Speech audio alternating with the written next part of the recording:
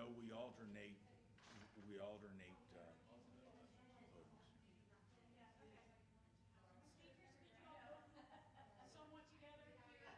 I want to make a quick announcement. So what we're going to do is we're going to rotate podiums. Commissioner Rogers is going to start with the introduction at this first podium. So then after he introduces Commissioner Baylor, she'll be there. So we're just going to go back and forth. Please be mindful of not touching the podium and certainly not touching the mic. I may be doing some wiping down, but afterwards, if you do touch the podium, be sure to use the hand sanitizer. You touch those that come out. You're fine. You're fine. There's an ejection button that she hits to run up. Where we going? Huh? Stand behind him. Yeah.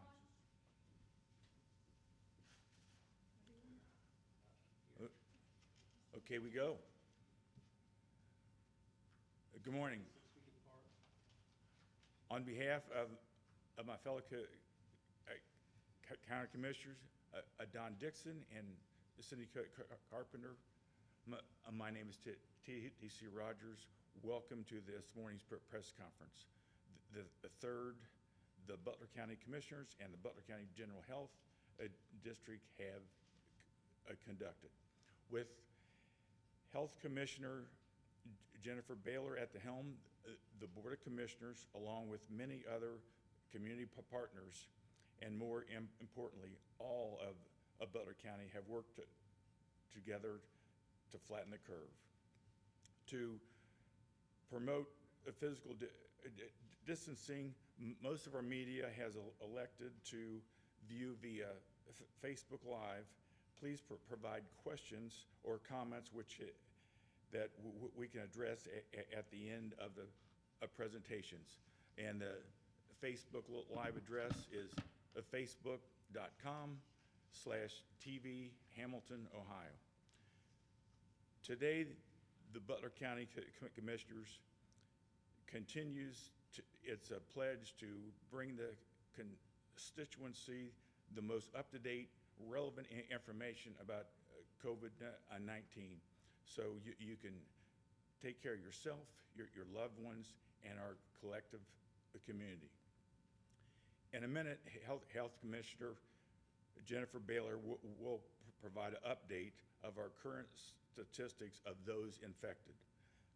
The county's efforts are focused on mitigating the pandemic in ways which recognize the humanity of those affected, and today we speak about the mental wellness and the services available for all of our mental health needs.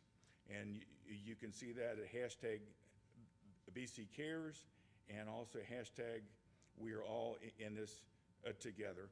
And they are our neighbors, mothers, fathers, daughters, sons, grandparents, and friends. I feel I know what you're all going through. It's tough. It's easy to become frustrated and want to stop those important health recommendations because we want to see the end of this. But that's why after Health Commissioner Baylor provides her weekly update, Scott Rasmus, a PhD, Executive Director of the Mental Health, Addiction, and Recovery Services Board, will speak to what his organization is doing and what services are being provided. And then Dr. Quentin Moss, MD Director and founder of the Modern Psychiatry and Wellness, will speak to the clinical and practitioner side of the mental health and what each of us can do to keep ourselves and our loved ones mentally safe and well. With that, I'd like to introduce Butler County Health Commissioner Baylor.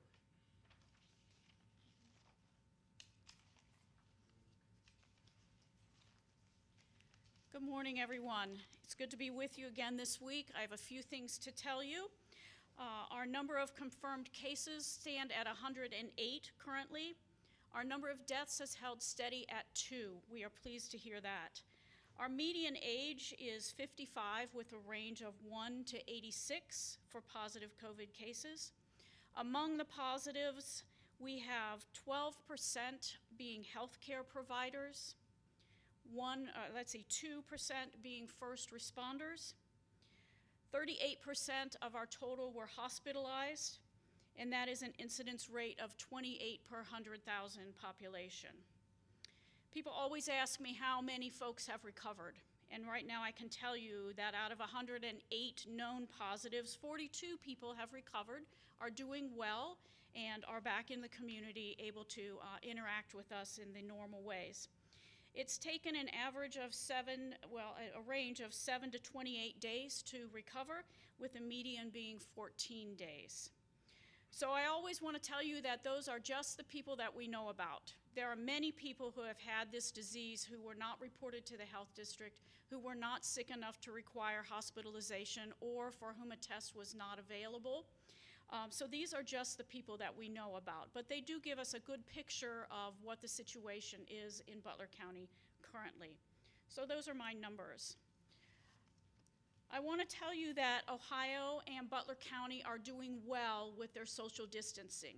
We have not seen the peak that Dr. Acton and the governor have talked about day after day being possible in Ohio. We have kept that curve low. Ohio and Butler County has responded in the ways that we have asked you to respond by staying at home and maintaining social distance, and we should be proud of that. We should be glad that our friends and our neighbors have taken up the torch and done the things that we've asked you to do.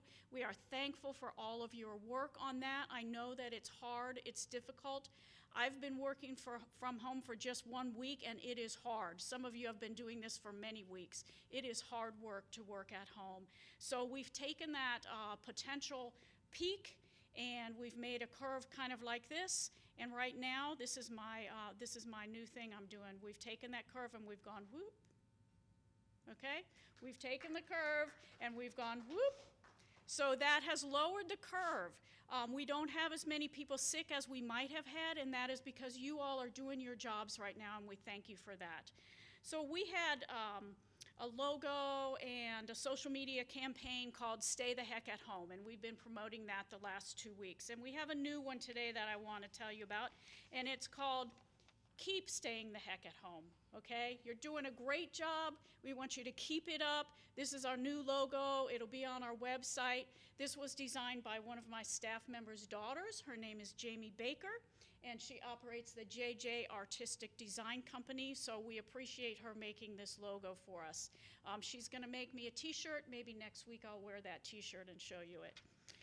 Thank you, Jamie. Also, masks are becoming more common now. So this is my mask made for me by my friend Pat, who runs the Switten's Company. Everybody is encouraged to wear a mask when they're out in public, when you go to the grocery store or CVS, an essential business.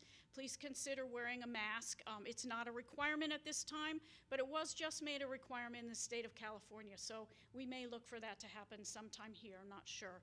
But this is an example of a homemade mask. I want to distinguish the difference between a medical grade mask, an N95, and a homemade mask. This is a fabric mask, right? It's just made out of cotton. This is what we're encouraging the public to wear. We do not want the public to be wearing medical grade masks. Those need to go to our healthcare providers. Okay. What is new right now? I just had a conversation with someone who talked about how, you know, the public may be losing interest in this because there's no big story right now. And I want to tell you that quiet is good. Calm is good right now. If we don't have thousands of people flocking to our hospitals and needing intensive care and ventilators, as we've been saying might happen, that is a good thing, okay? So let's keep the message quiet is good. We like that. If you need testing, I want to give you a phone number to call. Primary Health Solutions has tests available for people who do not have a doctor, who need to have a primary care provider write them a prescription. So I'm going to give you a number which is 513-454-1234. 1111. And you can call Primary Health Solutions and they will do a telephonic virtual visit with you and see if you qualify for testing, and they will help you do that there if you don't have a provider to see already. The final thing I want to talk about is ice cream. I like to end on a positive subject. Ice cream has been a question that we've been asked and gotten many calls about. Is it okay for mobile ice cream trucks to be driving down the street with their songs that play, like the Pied Piper, right, and children come out of their homes and need ice cream? Adults too. This conference is about mental health, and I think ice cream is a mental health intervention, okay? That's good. We can all use ice cream. So our stance on these trucks are, they are part of our food industry, and that is considered an essential business. So it's okay for ice cream trucks to be out driving along. It's okay for flubs to be open. However, social distancing must be maintained. We don't want a crowd of children close together buying ice cream from a mobile ice cream truck. We don't want people standing outside of our ice cream businesses close together. So please, if you need your ice cream like I do, stand 6 feet apart when you get it, enjoy it, and use that as your weekend mental health activity. That's all I have for now, and I will introduce Dr. Scott Rasmus from the Mental Health and Addiction Recovery Services Board. Thank you, Commissioner Baylor. I just want to first thank the commissioners, the county administrator, Butler County Health Department, our community mental health and addiction system, and other healthcare and coronavirus pandemic partners who are working tirelessly together to address this great challenge. I firmly believe we will be successful with this pandemic, and it sounds like we're flattening the curve now and ultimately are getting to where we need to be. The Butler County Mental Health and Addiction Recovery Services Board, through its contract and non-contract provider system, remains almost fully open for business across all programs and services from the very young, incredible years consultation programs for preschoolers to the very old senior geriatric depression treatment program called Uplift, with our community partner, the Council on Aging, across residents with adjustment disorders due to this pandemic, to those facing behavioral health crises, across residents facing mental health or substance misuse or both conditions. The board has faced the pandemic head-on by first meeting and monitoring our provider system weekly and daily if necessary. Interesting enough, one of our providers recently recognized the board as being one of their only funders that ask how they're doing, including staff and as well as what their needs are. Besides this, the board has accelerated payments to support their provider health and ensure a comprehensive menu of services continue to be offered during this pandemic. Additionally, we've moved to telephone and telehealth type of supports or services rapidly, not only as a board, staff, but quickly in our provider system. Remember, beyond general mental health service, we offer 50+ specialized programs across our 20 provider network. And those are for the underinsured and the uninsured. The board also continuously has staff available for consultation services at our board office in person if needed. We've offered capital funds through our provider system for client phones, phone minutes, telehealth equipment, and provider software when the need was evident. As far as PPE, I connected with our local EMA, who has worked very well with me effectively to help address the needs of our provider system in just a few days. Matter of fact, one of our providers on a call on Tuesday said that they put in a requester survey in the morning, and by afternoon their request was being filled. So great kudos to the Butler County EMA in addressing the needs of my system.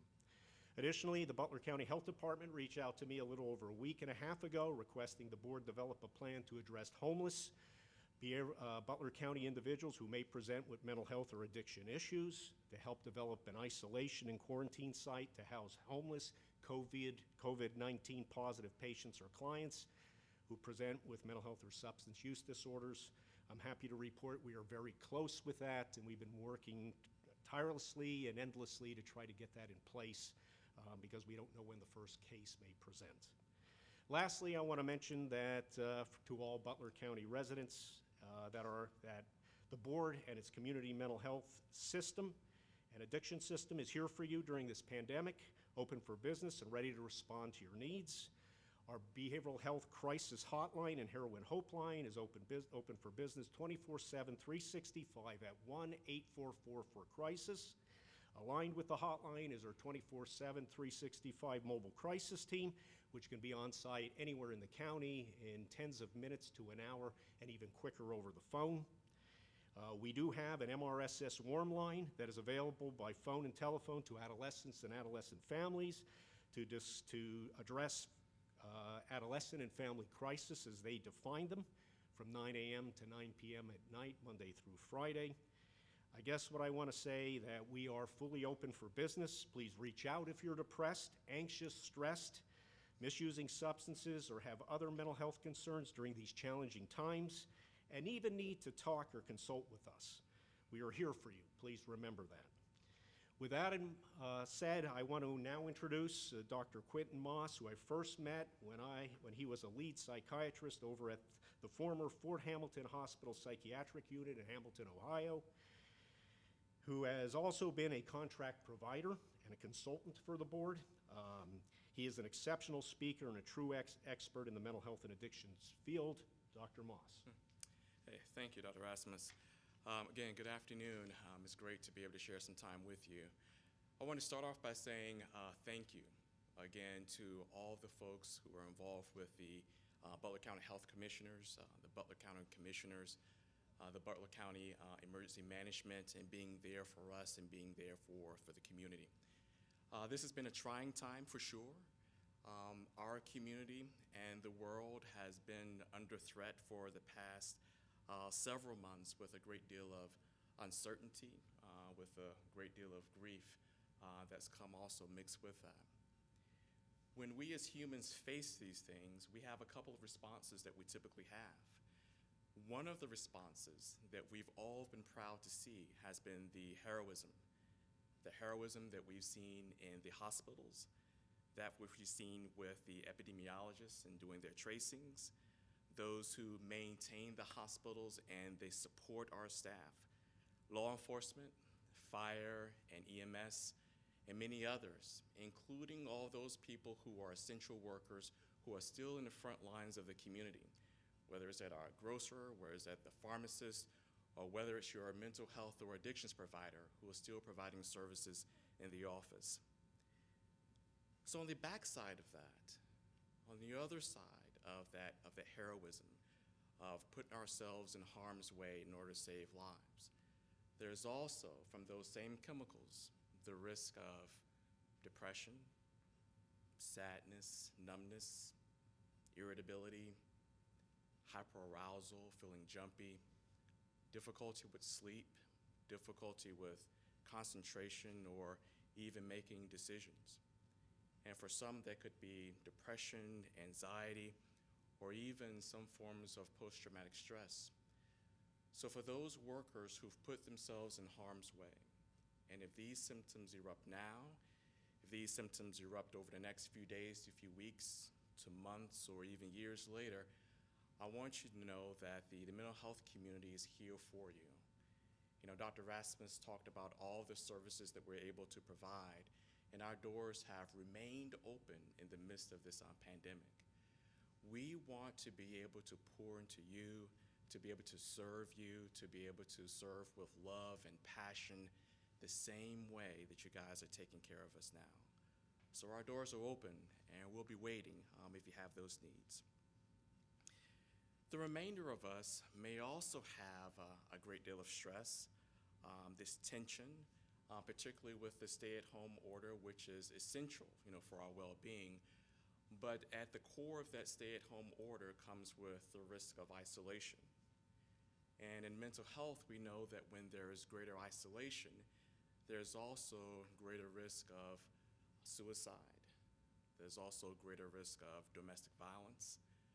And these things have had a tendency to increase sometimes in the clothing of natural disasters or pandemics.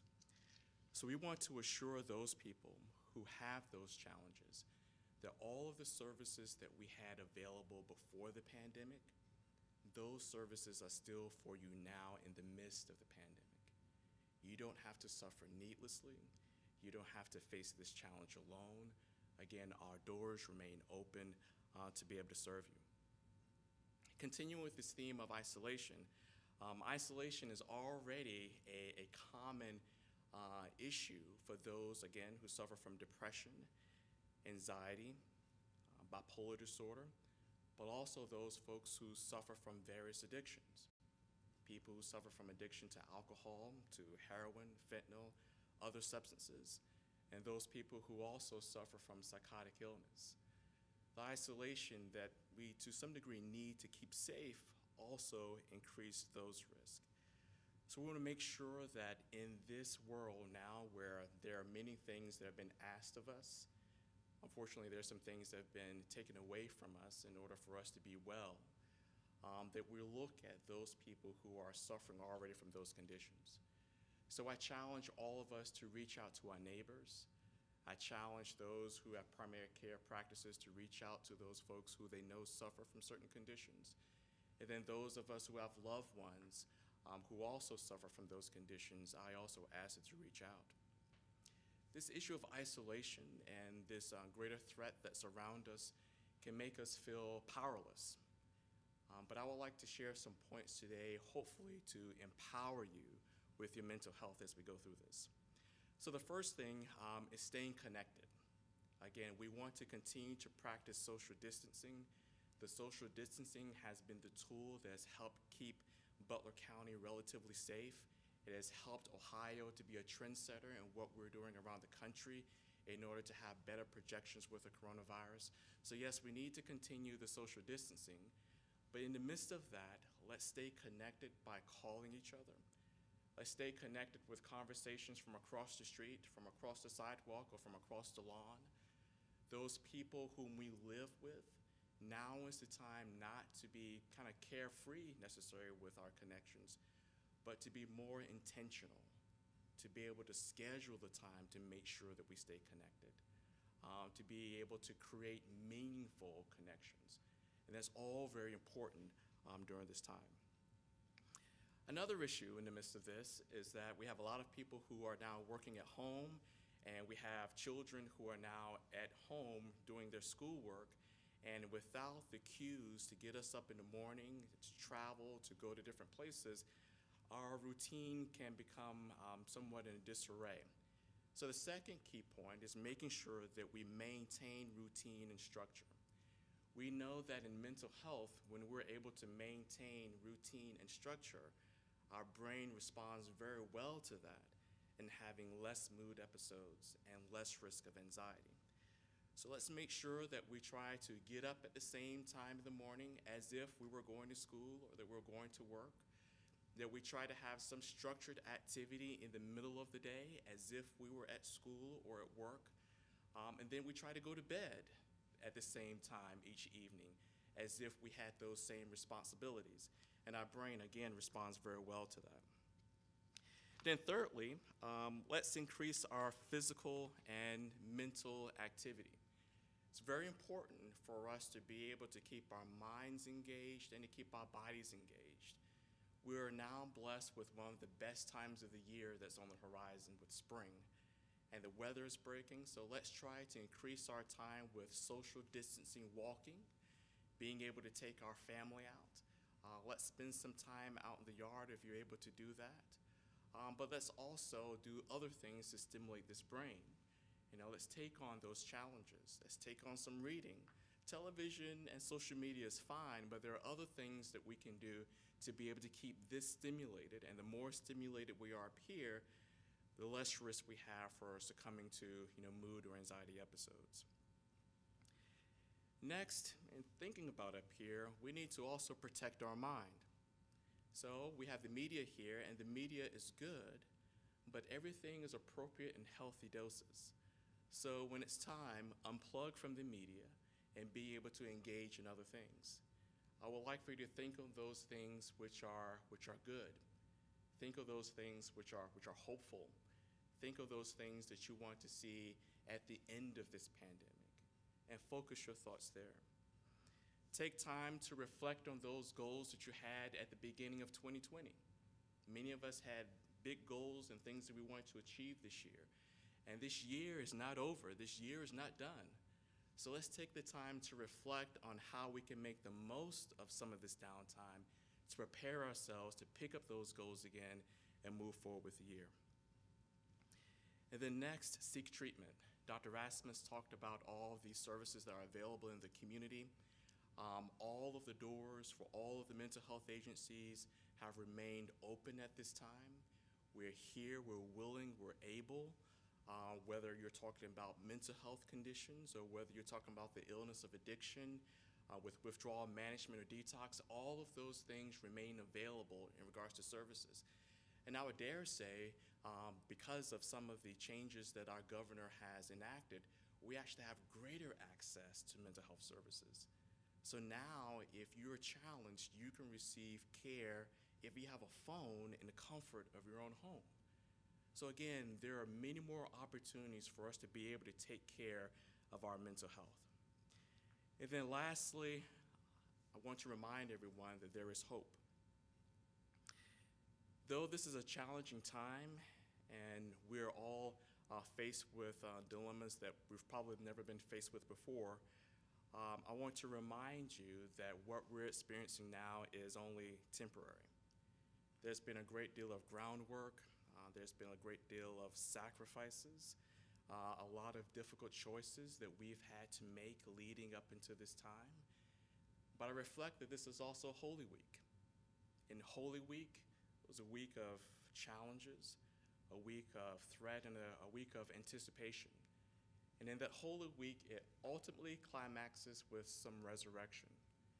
And I believe that if we continue to do the things that we're doing, if we continue to follow the advice of our leaders, of our health professionals, what we're experiencing now is temporary, and soon we'll be able to resurrect our health, we'll be able to resurrect our freedoms, and we'll be able to resurrect our communities. Hey, God bless you, and I'll turn it back over to Commissioner Rogers. Thank you, Doctor. Before the panel entertains questions, I want to thank all of you, the media, for getting critical information out and sharing our messages. We also want to thank all the businesses for supplying the materials and products we need, and the volunteers for their dedication to serve. Also, I want to thank my fellow commissioners, Don and Cindy.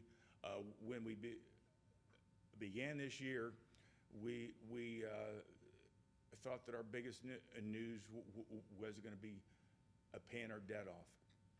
But our number one job here is to keep Butler County safe, and we had no idea the extra hours it would take to make the health of our people safe. And also with that, we want to commend our commissioner staff and department for all we've done. At this time, we will take questions.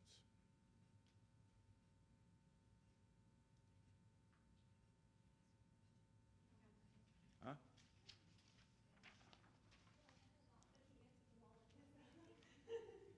Doctor, you answered all of my questions that I was going to Okay, ask well, you, so thank you. all right, so in conclusions, no matter what your faith, even though you don't have a faith, I can not think of a better weekend to call any of our blessed religious leaders if you need spiritual encouragement to get through this uncertain time.